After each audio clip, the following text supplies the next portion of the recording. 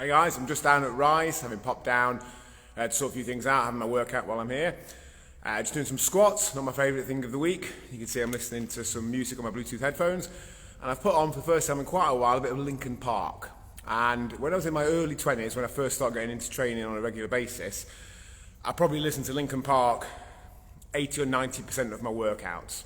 I think in retrospect at that age there's a bit more anger in you that music like that sort of ties into and feeds a little bit. And a line just jumped out of me from the song In the End that I haven't really noticed before, where he talks about failing. And train of thought, it made me think about something that's only recently kind of clicked with me in one of my favourite poems, If, by Rudyard Kipling, where he talks about how if we can meet failure, success and failure, and treat those two imposters just the same. And I kind of always got the failure thing with that, but not necessarily the success thing. But recently it's clicked that success and failure are largely just whether we meet or not our own definitions of success. We create these very black and white definitions, markers of what we think we should, ought to, need to be doing. And when we hit them, we consider that success. When we don't hit them, we consider that to be failure. And the human brain is very good at creating those markers that are kind of the very best case scenario. What we'll be able to do if the planets align, if everything goes perfectly. And it rarely does. So based on those markers, those definitions that we've created, invariably we feel that we've failed.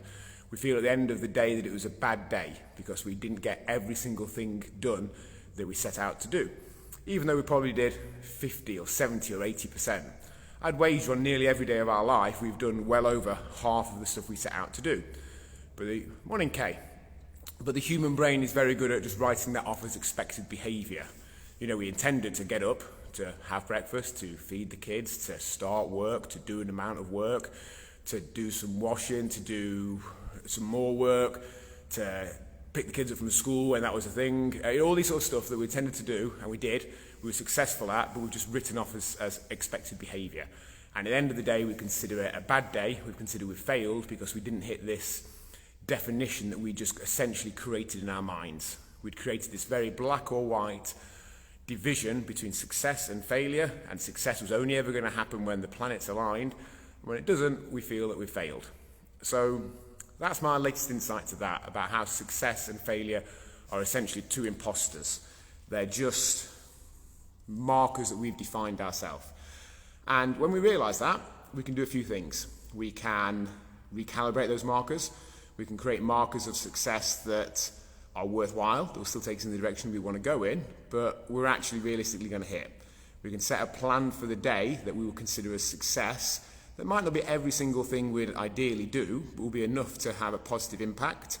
It might be to eat in calorie maintenance, do a workout, even if it's only 2 or 5 minutes, and do 50% of our task list at work.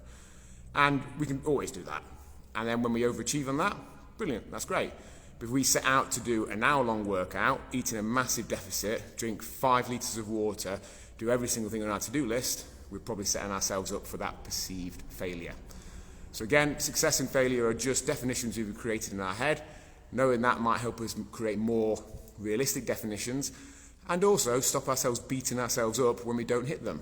You know, there's plenty of things that I've aimed to do in my life where I didn't hit the actual original target, but I did way, way more than I would have done otherwise. Morning, Kay. Seen your message. Okay, guys, if you've got anything from that, please comment below and give the video a like.